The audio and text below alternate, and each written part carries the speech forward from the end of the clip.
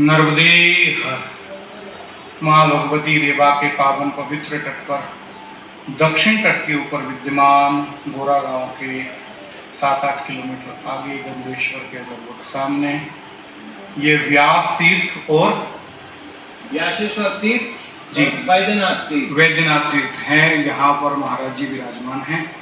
महाराज जी से थोड़ी जानकारी यहाँ के महात्म्य, यहाँ की कथा और यहाँ के रेवा खंड के बारे में जो इस तीर्थ का विवरण प्राप्त होता है स्कंद पुराण के अंतर्गत, उसके बारे में थोड़ी चर्चा करते हैं। महाराज श्री को नमन। जय हो। कैसे महाराज जी? जी महाराज, ये स्थान की महिमा के बारे में कुछ आप।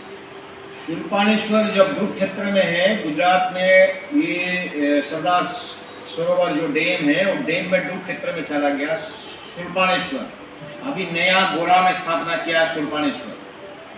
जब व्यास मुनि ने परिक्रमा में थे तो शूर्पाणेश्वर का स्थापना करने के बाद आगे जब बढ़ रहे थे, उतर रहे दक्षिणी तट में, तो तभी ये नानीरावल ग्राम आता है।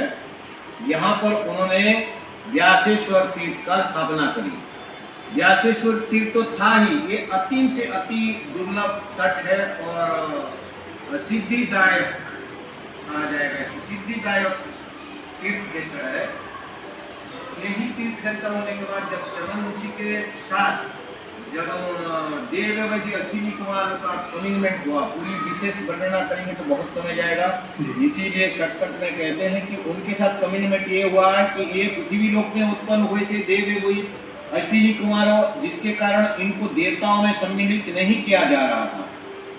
तो चमन ऋषि की तपोबल से इनको देवता लोक में सम्मिलित किया गया और उसकी बदले में देववैद्य अश्विनी कुमार ने जो 1000 वर्ष जो चमन ऋषि का था उनको जवंता में प्राप्त करने के लिए उन्होंने यही दक्षिण तट में नानीरावल ग्राम को चुना और इसी तट में उन्होंने साधना करके वैद्यनाथ जो महादेव है उनकी स्थापना करके यहाँ सिद्धिता को प्राप्त करे थे आरोग्य के विषय में।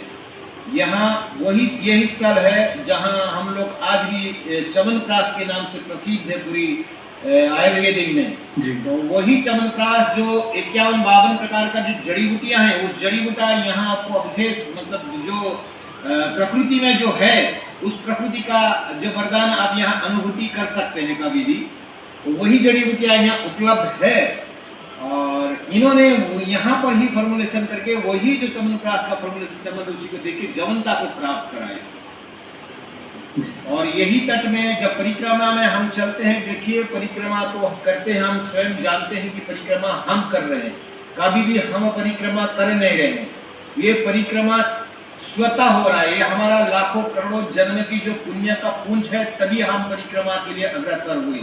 ये पृथ्वी लोक में करोड़ों जन्म लोग प्रत्येक दिवस कीड़े और मकोड़े की तरह जन्म होते हैं और मृत्यु पा रहे हैं, लेकिन हमें ही परमात्मा ने क्यों परिक्रमा के लिए चुना?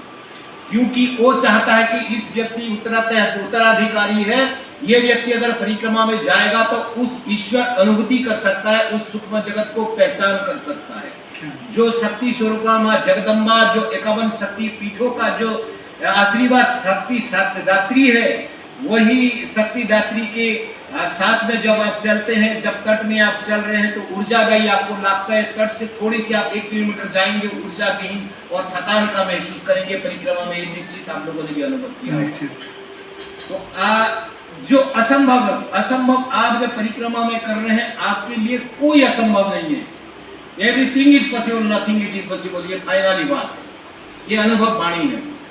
आप नहीं करते हैं, आपने भक्ति का या समर्पण का कभी आपने वेदांत नहीं पढ़ा, कभी आपने पूरी पतंजलि योग नहीं पढ़ा है, लेकिन जब आप परिक्रमा में चलते हैं, नर्मदे हर का गुणगान करते जाते हैं, समर्पण की भाव हंसे दे, आप कभी पानी उठा के घर में नहीं पिए होंगे, लेकिन स्वतः वो आपको ऐसे परिस्थिति कर देता है और ऐसे आपके अहम और ईगो को हर लेता है माँ कि आप स्वतः सारे कार्य कर देते हैं।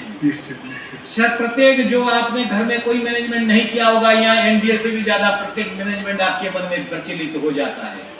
तो ये भक्ति योग का पराकाष्ठा है।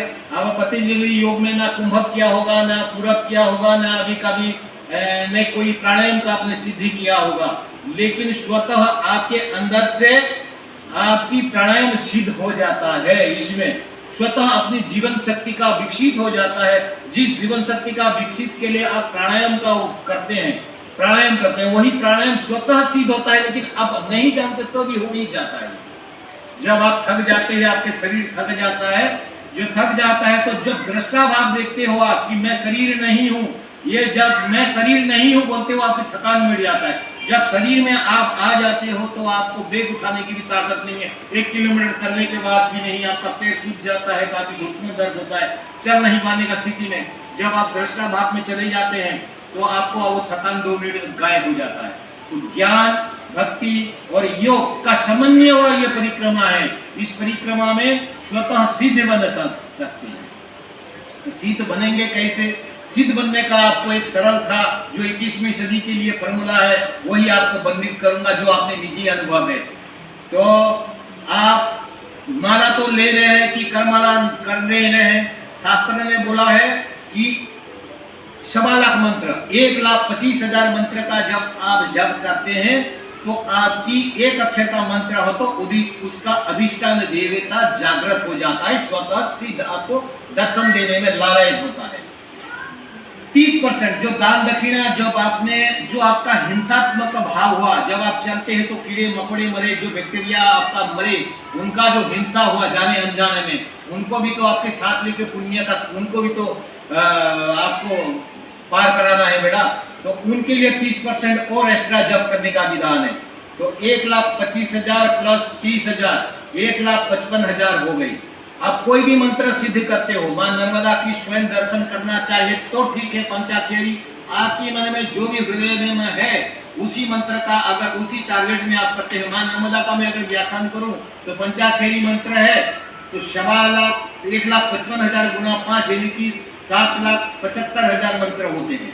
तो 7,75,000 मंत्र अगर आप नीति ध्यान करके जप करते हैं, करमाला है नहीं या माला नहीं है जो हम जप कर रहे हैं, अगर बिना गिनती करके अगर जप करेंगे, जो ये इंद्र लोग देवता लोग जो बैठे हैं, यक्ष जो किन लोग हैं, ये हमारा यहाँ से चोरी करके ले जाएंगे, फिर ऐसे शास्त्र ने भी बताया हुआ।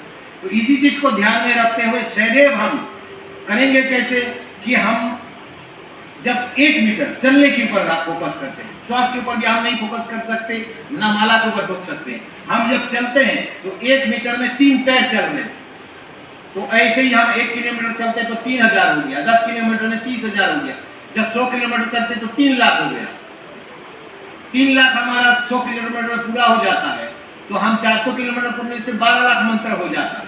अगर नीति ध्यान करके स्वतः जो शब्द हमने कहा, हर शब्द के पीछे रूप है, वो शब्द ही मंत्र है।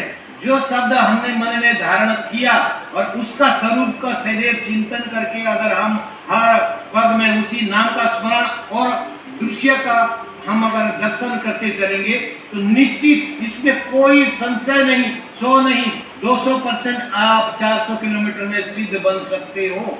प्रयत्न आपका, भूख आपका है। ये मां नर्मदा आगे चल के मेरे सनातन धर्म को आप जैसे धर्म योद्धाओं का जरूरत है।